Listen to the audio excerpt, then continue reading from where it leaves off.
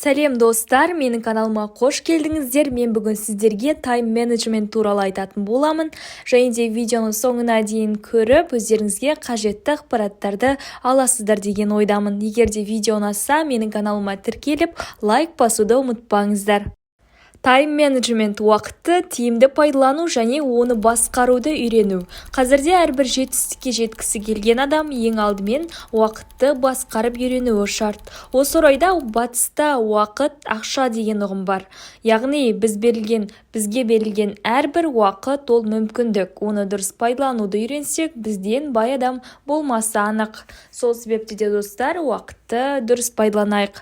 Тайм-менеджмент техникаларын пайдаланатын болсақ, онда біз кез келген істе үлгеруімізге болады. Олай болса, уақытты тиімді пайдалануға көмектесетін 5 техниканы атап өтейін.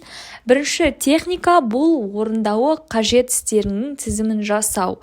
Яғни сіз қалам мен блокнот алып, өзіңізге 30 минут немесе 10-15 минут уақыт аралығында өзіңіздің осы жылы жасайтын жұмыстарыңыздың немесе осы айда жасайтын жұмыстарыңыздың тізімін жасап алыңыз.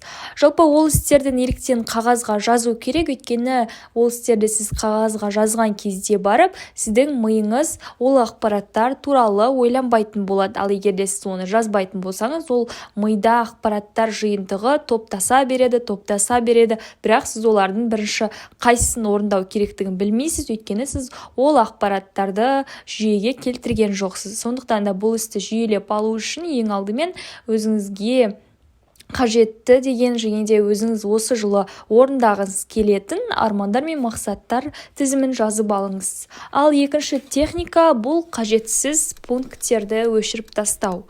Яғни сіздің мақсаттарыңыздың ішінде, мысалға, осы 5 жылдықта немесе алдағы 10 жылдықта атқару керек жұмыстарда болуы мүмкін. Оларға сіз бас қатырмау үшін оларды бұл тізімнен алып тастауыңызға болады. Және де бұл туралы мүмкін мүлдем ойланбасаңыз да болады. Ал тайм-менеджменттің үшінші техникасы бұл 2 минут ережесі. Яғни сіз өзіңіз осы күні, осы айда немесе атқаратын жұмыстарыңыздың тізімін жасап алдыңыз.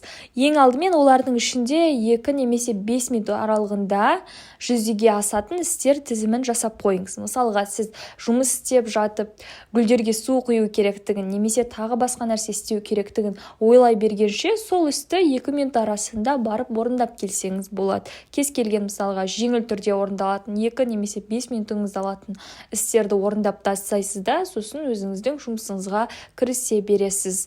Ал төртінші кезекте бұл құрбақаларды бірінші кезекте жеу керек.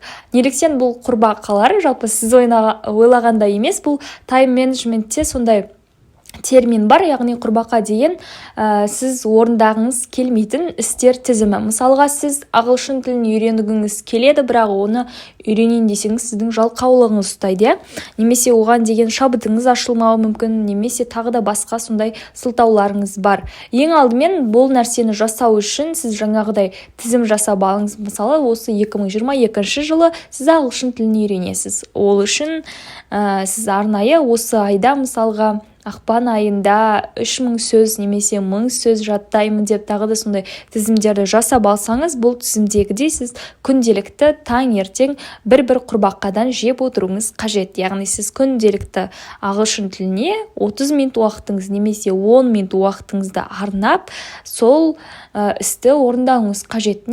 Тайм-менеджментте ең қиын істерді пілдер деп атайды. Егер де сіз неден бастарыңызды білмей қиналып жүрген болсаңыз, онда сізге пілді бөлшектеп, яғни қиын жұмысты бірнеше қарапайым бөлікке бөліп тастауыңызға болады. Мысалға, сізге дипломдық жұмыс жазу керек. Сіз ол дипломдық жұмысты 1 айдың көлемінде немесе 1 аптаның көлемінде жаза алмауыңыз мүмкін.